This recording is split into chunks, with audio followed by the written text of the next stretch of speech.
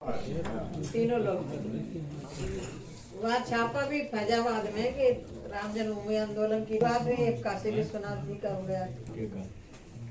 ये बात सही है, स्वेच्छा से तीनों लौटा देते तो झंझट नहीं पड़ती है। कोर्ट में जाना पड़ा, न्यायालय से आदेश होना पड़ा। ये तो सबूत है ही है कि तीनों जगह तोड़ के मस्जिद बनाई गई है।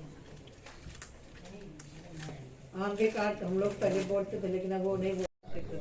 आमापुर वाली भी उसका शिलान्यास अभी करने वाली। आमापुर वाली हो गई आपकी, समझ से हदगांव की वाली, और आपकी वाली तो होगी प्रधानमंत्री ने आदेश दिया है। पूजा हो रही है, न्यायालय पर भरोसा रखना चाहिए। कोर्ट सबूत के आधार पर चलता है, किसी सरकार या किसी व्यक्ति के आधार पर नहीं चलता। इस तरह की बयानबाजी क्यों दे रहे हैं, क्या लगता है? सीधे सीधे भड़काने का प्रयास कर रहे हैं। तो अखिलेश का एक बयान आया कि बीजेपी जो जितने सांसद हैं सभी का टिकट काट रही है। अखिलेश कौन होते हैं? सबसे ज्यादा यदि सांसद भारतीय जनता पार्टी में है तो ओबीसी के हैं और दलित समाज से हैं। उनको तो अपने अभी टिकट घोषित किया तो 3 तो अपने परिवार के दे दिया, किसी और यादव को दे देते। क्या और यादव नहीं थे बदायूं से लड़ने वाले?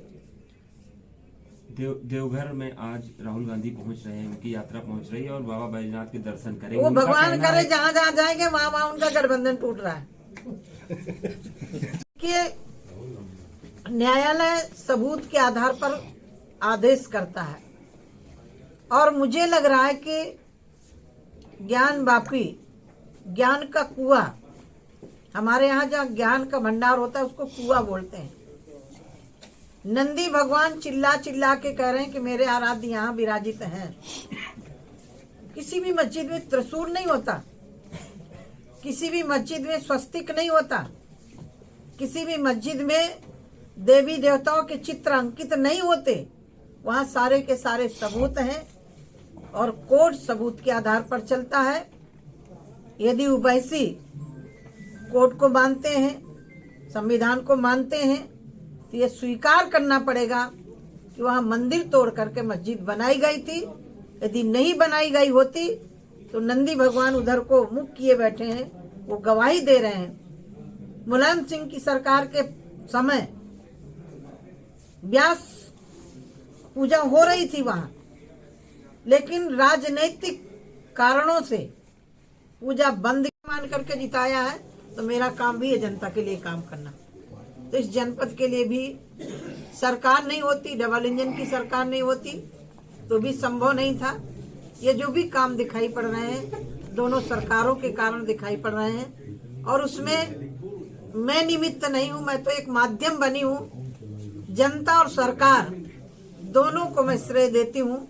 यदि जनता मुझे इस लायक नहीं बनाती तो जो जिले में बड़े बड़े काम आए हैं ये शायद नहीं हो पाते।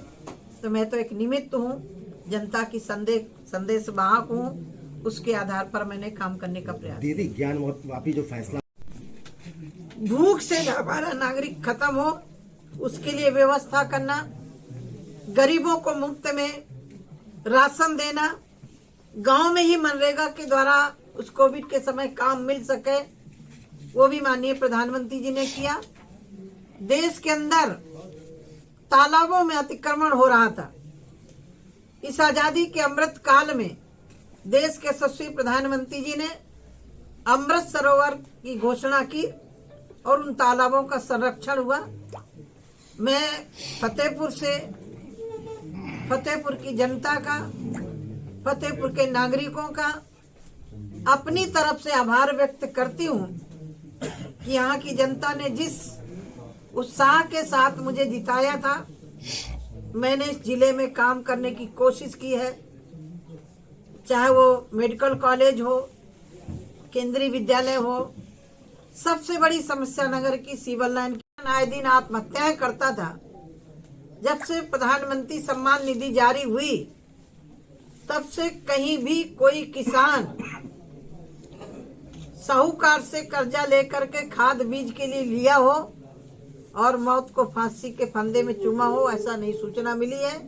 ये बहुत बड़ी एक छोटे किसान के लिए, 2 बीघे वाला किसान, 1 बिस्वा वाला किसान, उसके लिए ये बहुत सहारा था। और ये काम यदि कोई कर सका है तो देश के यशस्वी प्रधानमंत्री जी कर सके हैं।